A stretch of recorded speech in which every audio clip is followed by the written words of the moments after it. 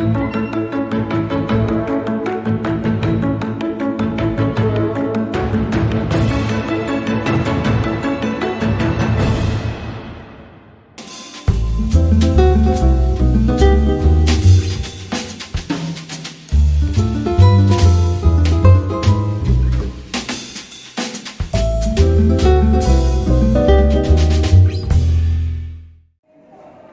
selamat pagi Ibu Sherly. Apa kabar hari ini? Puji Tuhan baik Pak Edi. Oke, baik. Saat ini kita akan melaksanakan pendampingan individu 5 Ibu Sherly, dan fokus pendampingan pada pagi hari ini yaitu refleksi. Yang pertama itu refleksi penerapan aksi nyata modul 3.1, dan yang kedua itu diskusi rancangan program yang berdampak pada murid. Dan yang ketiga itu perkembangan komunitas praktisi yang dijalankan di sekolah, yang Ibu sudah jalankan di sekolah, yang serta hasil implementasi dari rencana Lokakarya 3 untuk rekan sejawat. Jadi mungkin ada beberapa pertanyaan yang saya ingin bertanya kepada Ibu Sherly. Saya ingin menanyakan kepada Ibu Sherly proses apa saja yang sudah berjalan selama 1 bulan terakhir, dan rencana tindak lanjut dari pendampingan sebelumnya, serta hal-hal yang dianggap Ibu Sherly itu sudah mencapai untuk 1 bulan terakhir dalam kegiatan ini. Silakan. Ya, terima kasih banyak Pak Edi. Jadi selama 1 bulan proses yang sudah berjalan, yaitu pembelajaran paket modul 3, mulai dari modul 3.1 yaitu pengambilan keputusan berbasis nilai-nilai kebajikan sebagai pemimpin, yaitu dengan memperhatikan paradigma, prinsip, dan juga melakukan 9 langkah pengujian dan pengambilan keputusan dalam proses 9 langkah pengujian dan pengambilan keputusan dalam proses pengambilan keputusan yang harusnya dilakukan oleh seorang pemimpin. Itu saya pelajari di dalam modul 3.1. Yang kedua, pada modul 3.2 itu kami mempelajari tentang pemimpin dalam pengelolaan sumber daya dengan memperhatikan aset atau kekuatan yang ada dalam sekolah dan sekitarnya. Yang selama ini kami lakukan adalah memperhatikan defisit atau kekurangan atau kelemahan yang ada. Dan setelah mempelajari modul ini, saya jadi melihat aset-aset apa saja yang ada di sekitar saya maupun yang ada di sekitar lingkungan sekolah ini. Dan sekarang kami ada pada modul 3.3, yaitu pengelolaan program yang berdampak positif pada murid. Sudah ada terpikirkan program yang akan dilakukan ke depannya, dan akan saya rancangkan lebih baik, dan ke depannya apa yang diprogramkan ini diharapkan berpihak pada murid dan yang terutama dapat mewujudkan student agency. Oke, baik. Berarti itu mengenai aset ya. Dan biasa seperti kita ketahui bahwa mungkin selama ini kita berpikir bahwa aset itu hanya sejenis sarana aja, tapi ternyata aset itu ya sangat luas. Oke, baik Ibu Sherly, saya sangat mengapresiasi dan mengucapkan terima kasih banyak karena sudah berbagi praktik baik yang sudah dilakukan oleh pembelajaran daring. Dan sebentar saya ingin nanti saya melihat hasil observasi pembelajaran rekan sejawat yang Ibu sudah lakukan. Baik, kita lanjut ke inti.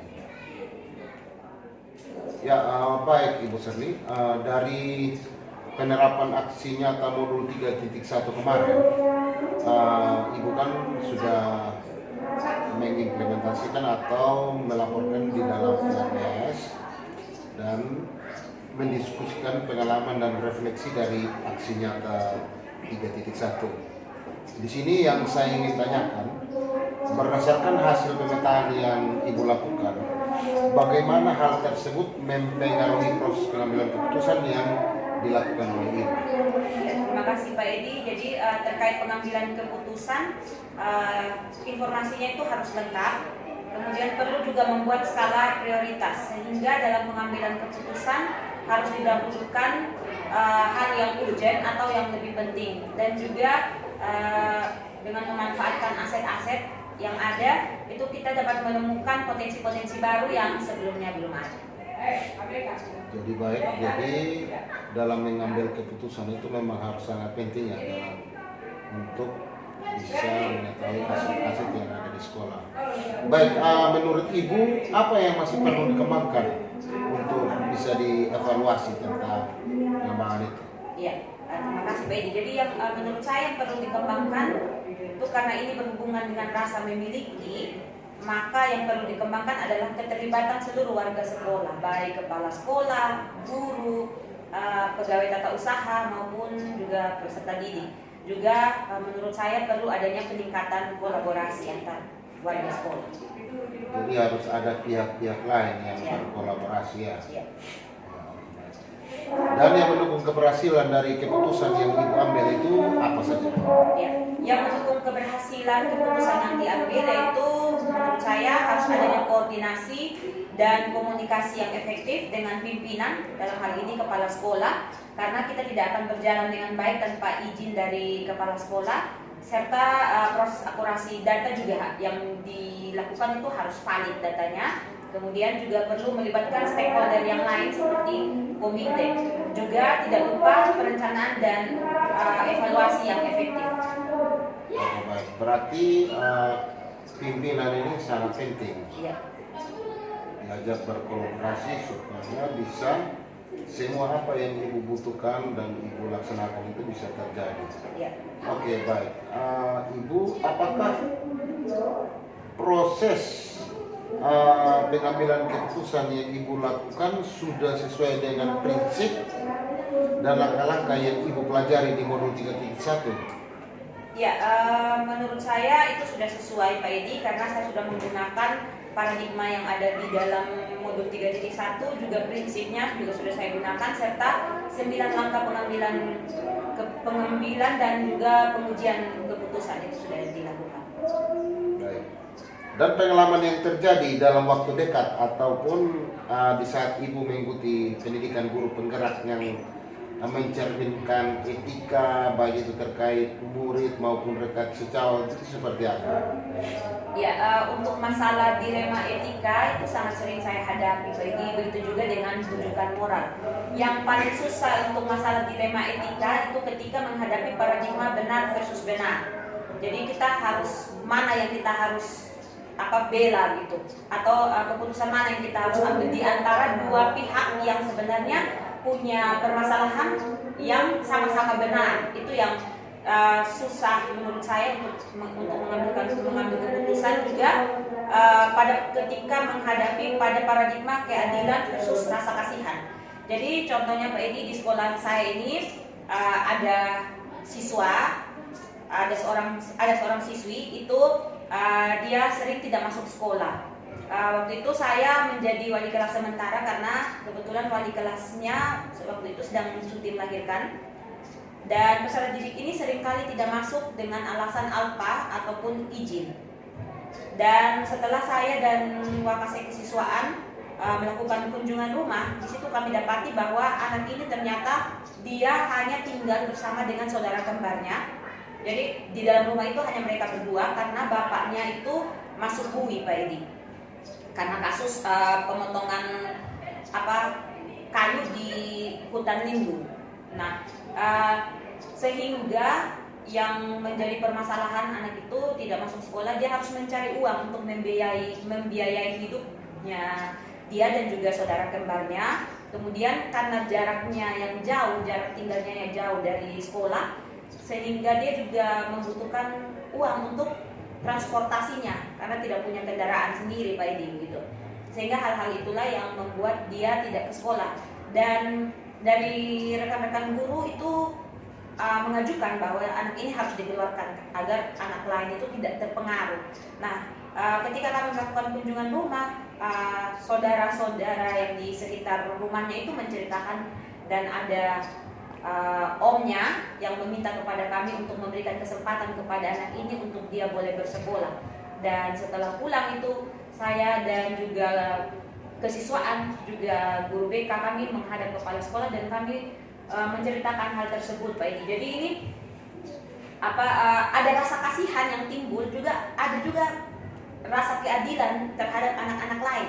Nah ini yang menjadi permasalahan. Tapi setelah kami perbincangkan dan akhirnya kami bersama dengan kepala sekolah dan rekan-rekan guru mengambil keputusan bahwa anak ini kami berikan kembali kesempatan, kemudian juga dengan catatan dia harus secara berkala melaporkan ke guru BK dan juga kesiswaan tentang perkembangannya. Terus saya juga menyarankan kepada ibu kepala sekolah untuk mungkin bisa membantu memberikan sedikit biaya untuk transportasinya ke sekolah. Sedangkan untuk makan minumnya saya berusaha untuk menggerakkan teman-teman sekelasnya untuk kami melakukan pengumpulan beras, satu anak satu mok itu Pak Edi, dan kami sumbangkan ke anak ini sehingga sampai dengan saat ini anak tersebut untuk yang satunya masih bersekolah, sedangkan saudara kembarnya itu memutuskan untuk berhenti untuk mencari kerja karena satu dan lain hal, begitu Pak Edi. Oke, baik. Berarti pengambilan keputusan itu sudah sesuai dengan prinsip dan langkah-langkah dari modul 3.1 ya.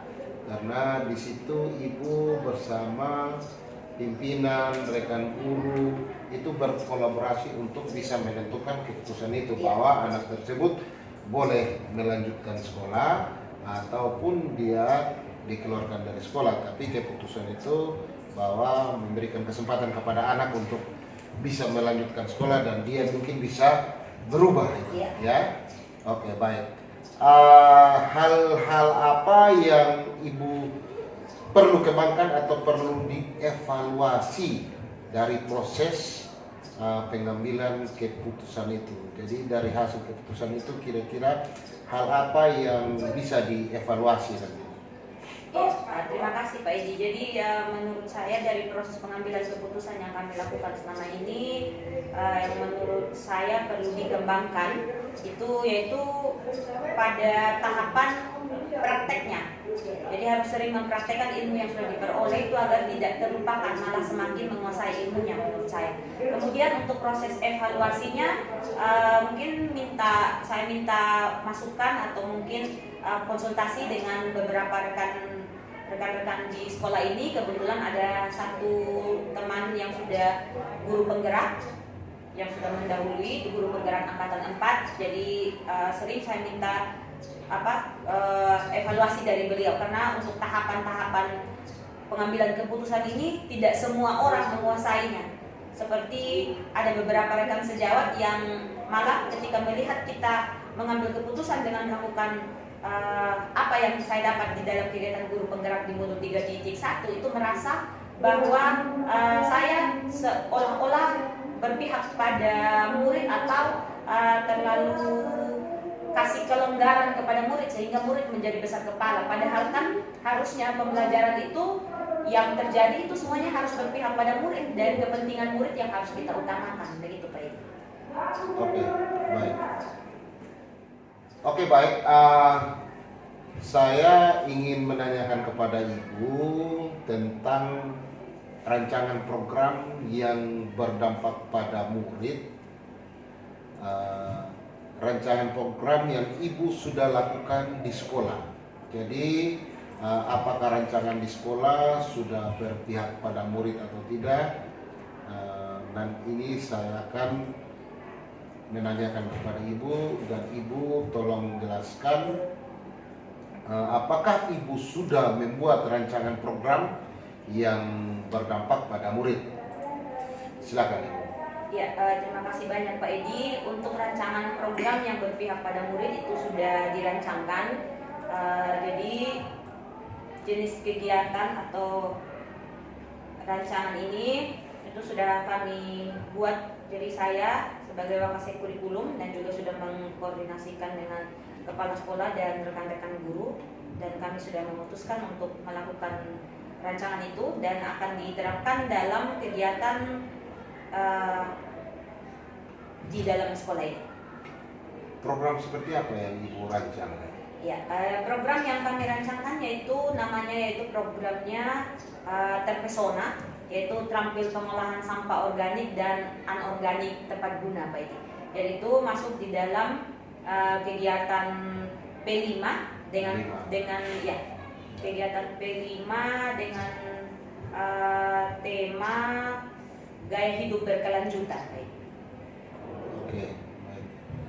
Dukungan apa saja yang diperlukan untuk menerapkan program yang sudah dibuat? Ya, dukungan yang pertama tentu dari pimpinan, motivasi dan juga dukungan dari pimpinan itu sangat penting. Kemudian karena kalau pimpinan tidak mengizinkan, maka program itu juga tidak akan berjalan dengan baik. Kemudian juga saya sangat membutuhkan kolaborasi atau kerjasama yang baik dari warga sekolah, dari teman-teman rekan guru khususnya, dan juga dari peserta didik. Dan tantangan ketika Ibu hadapi itu? Ya, tantangan yang saya hadapi ketika melakukan program ini yaitu terkadang kami juga terkendala dengan waktu, karena seringkali di tengah-tengah jadwal P5 itu seringkali juga terpotong dengan kegiatan hari libur, hari raya besar. Kemudian juga ada juga tantangan Pak Edi dari peserta didik, karena untuk kegiatan terpesona ini, karena kami mengelola sampah, seringkali peserta didik itu ada yang aktif, ada yang tidak aktif. Jadi ya itu menjadi tantangan buat kami untuk bagaimana kami berusaha, saya dan rekan-rekan guru khususnya, untuk berusaha membuat semua siswa ini aktif. Itu dengan menghadapi seperti itu apa yang Ibu lakukan? Ya, kami mencoba untuk memberikan kepada siswa. Jadi kami melakukan student agency, jadi pembelajaran kepemimpinan yang berpihak pada murid atau pembelajaran yang berpihak pada murid. Jadi situ kami membiarkan siswa untuk memiliki hak suara, hak kepemilikan, dan juga hak pilihan. Jadi ada 3 hak yang kami berikan kepada siswa. Jadi hak suaranya itu Pak Edi dalam bentuk begini. Jadi peserta didik itu punya hak untuk memberikan masukan.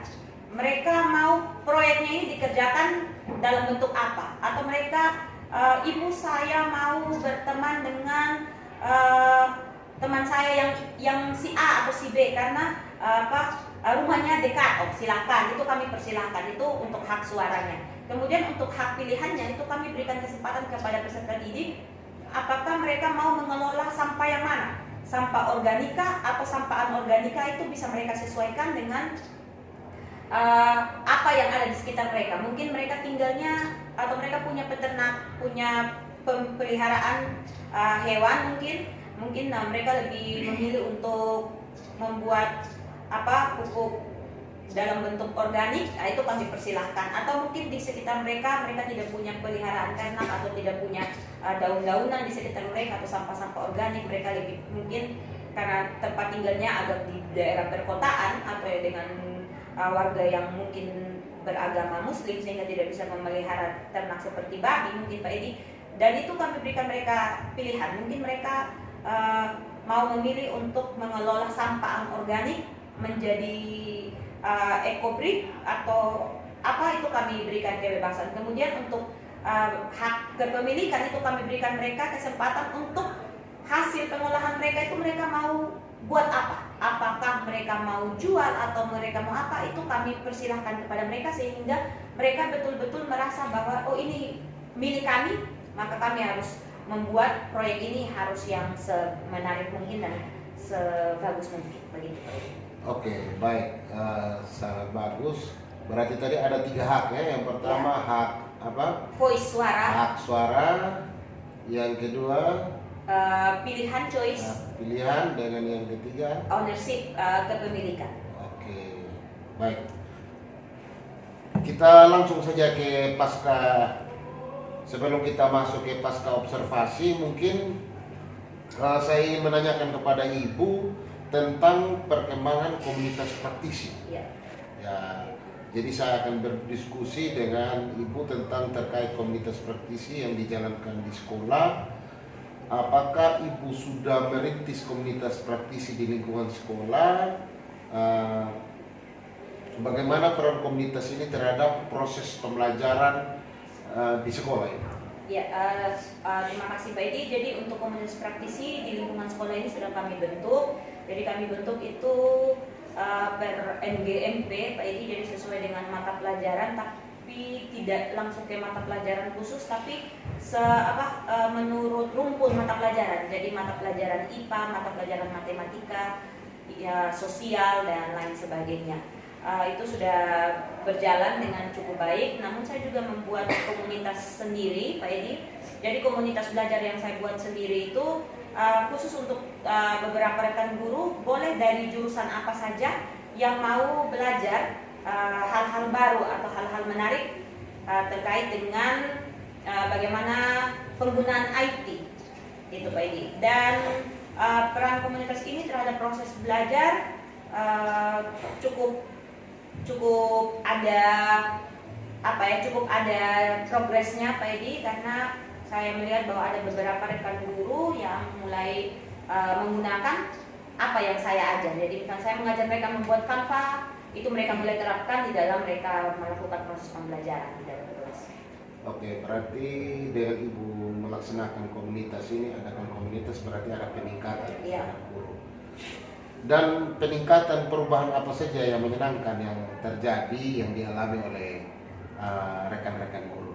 Ya, terima kasih Pak Edi. Jadi seperti yang saya ceritakan tadi, jadi mereka mulai memanfaatkan teknologi di dalam proses pembelajaran mereka di dalam kelas, sehingga peserta didik juga yang awalnya guru itu hanya menggunakan metode ceramah, kemudian hanya menulis di papan tulis, sekarang pembelajaran di dalam kelas itu jadi lebih berwarna.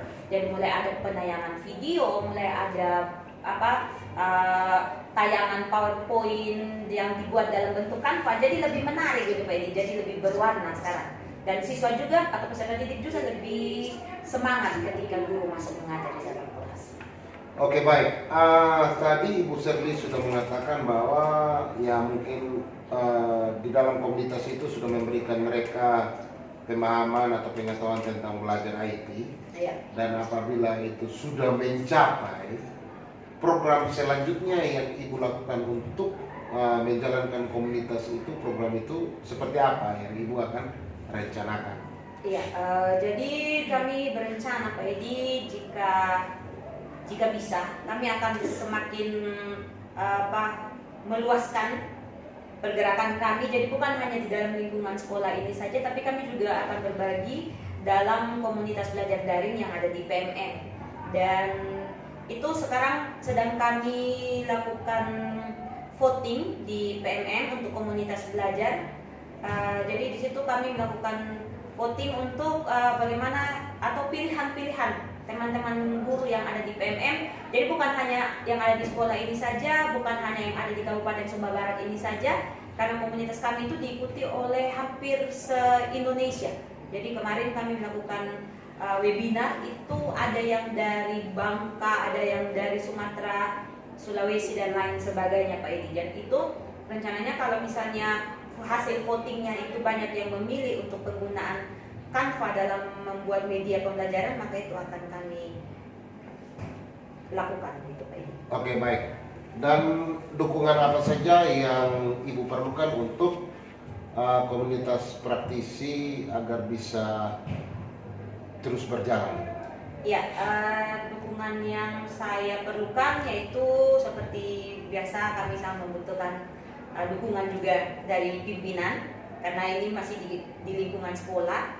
Jadi kami sangat membutuhkan dukungan dari pimpinan. Kemudian yang paling penting adalah selain dukungan pimpinan juga kolaborasi dan kerjasama antara kami yang ada dalam komunitas itu. Jadi antara sesama rekan guru gitu Pak. Oke, baik Ibu Serli, kemarin kita sudah melaksanakan PI 4, yaitu sudah ditugaskan untuk membimbing satu orang rekan sejawat dalam penyusunan RPP, dan Ibu juga sudah melakukan observasi pembelajaran di kelas kepada rekan sejawat. Di situ saya hanya bisa mengingatkan kembali bahwa dalam dialog-dialog tersebut itu ada tata observasi, yaitu mulai dari observasi kelas dan pasca observasi. Jadi di pra itu Ibu akan melakukan penyampaian tujuan percakapan dari hasil analisis observasi. dan melakukan umpan balik dalam percakapan, yaitu Ibu menemukan area pengembangan dan perbaikan diri yang hendak dilakukan kepada rekan sejawat, dan percakapan perencanaan pengembangan.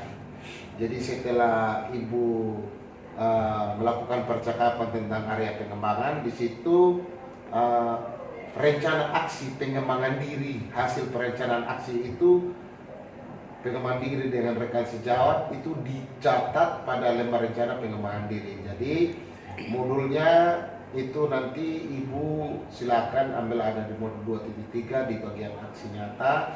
Nanti setelah itu bisa dikumpulkan kepada saya. Baik, Ibu,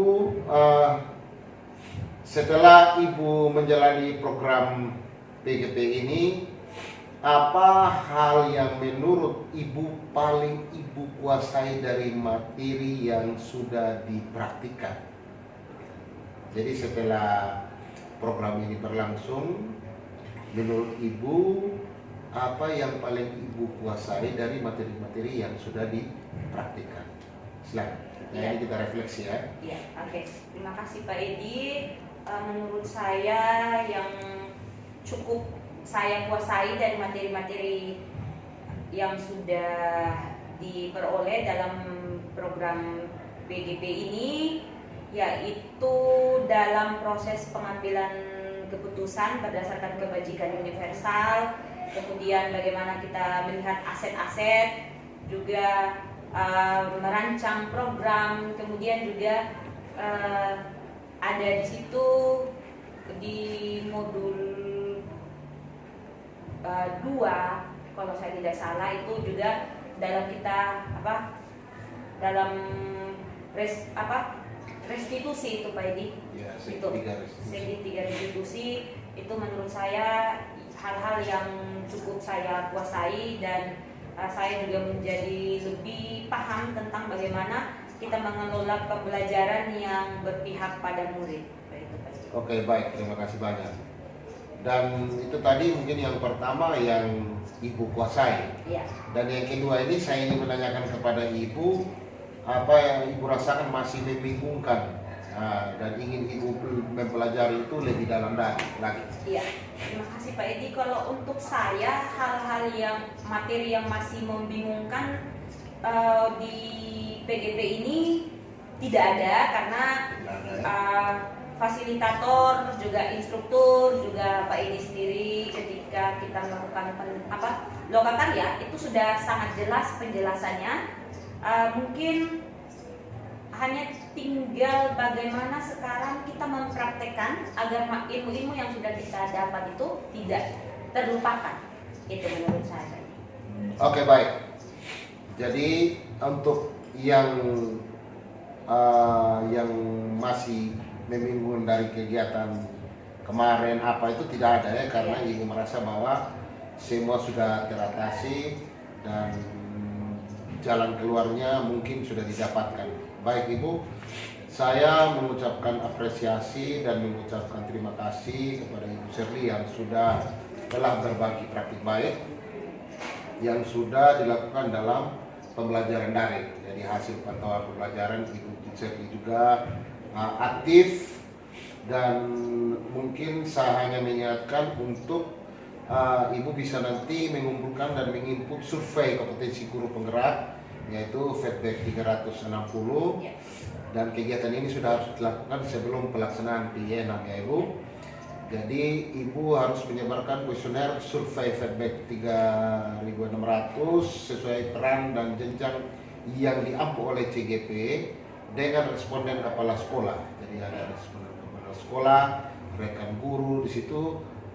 Rekan guru perwakilan itu 5 orang dan murid juga 5 orang. Jadi Ibu juga bisa mengisi self evaluation-nya dia.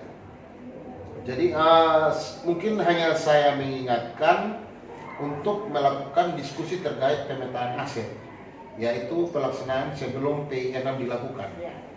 Jadi hal-hal yang Ibu harus lakukan adalah yang pertama itu menentukan jadwal diskusi pemetaan aset dengan kepala sekolah.